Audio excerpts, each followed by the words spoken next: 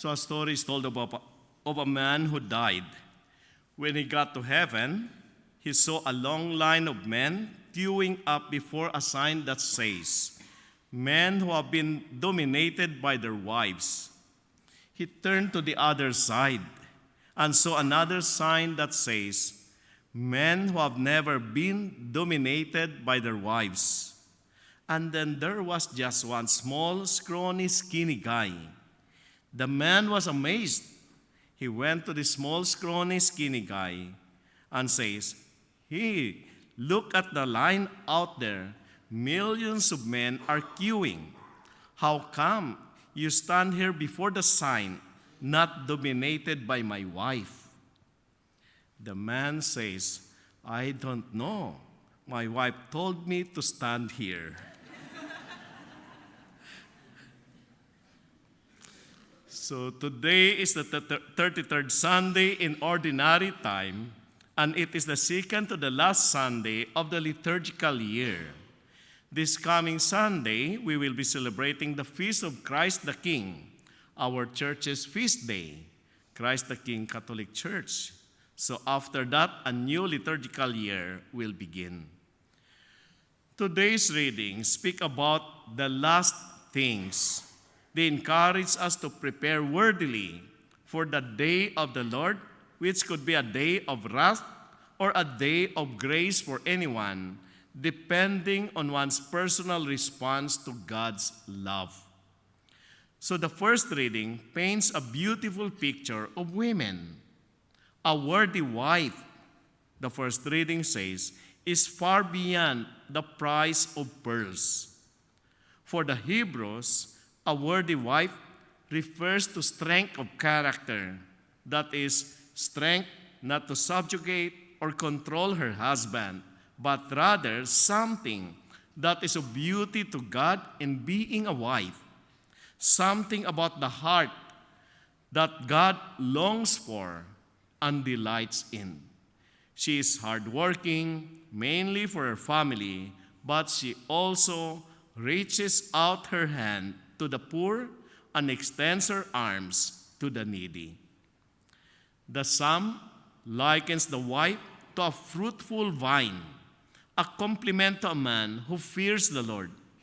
St. Paul, in our second reading, does not speak directly about women, but uses an image of a woman giving birth. The image refers to the Lord's second coming, which will come unexpectedly like a thief in the night. And it will be painful like a woman giving birth. And it tells the Thessalonians to stay awake and sober. In the gospel reading from St. Matthew, we hear the parable of the talents. It depicts the creative genius of God's faithful servants, as well as the disappointing cowardice of the ineffective and irresponsible servant. The faithful servants were industrious and resourceful, like the worthy wife in our first reading. So the qualities of a worthy wife and a woman who fears the Lord can validly apply to the qualities of each of us who lives in expectation of the Lord. The passage emphasizes the industriousness and diligence of the good wife who is busy with useful matters, skilled at her work, and cares for the poor and the needy. The exemplary wife is a model of energetic faithfulness and creative response to divine initiative. So the heart of our reading is that this woman, who had been caught up in a covenant relationship with God, had generously responded to his love by giving herself in the best way she knew how. I remember, I visited an elderly woman. I prayed and anointed her, and I spent some time talking to her. When I was coming out of her door, she called me back and handed me cash, which I believed the last money she had in her purse. My initial reaction was to refuse her gift, but she insisted in thanking me for my visit and for the sacrament she received. I saw in this woman that her work said something about her inner life. Indeed, the fruitfulness of her good deeds gives us a glimpse of the beauty of her soul and the integrity of her personal relationship with God. So, as an example of wise stewardship of one's God-given gifts, that woman's character speaks of those noble and admirable people who bless their family and circle of friends in selflessness, gentleness, and compassion. So in the parable, we hear about a man going on a journey, called his servants, and entrusted his possessions to them. To one, he gave 5 talents, to another 2, to a third 1, to each according to his ability. He treated them as responsible persons and did not dictate to them how to use these talents. He trusted them as individuals and respected their freedom and initiative.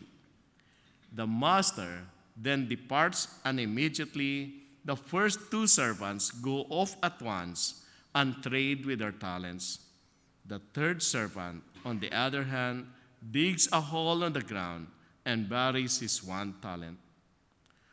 Why does he do that?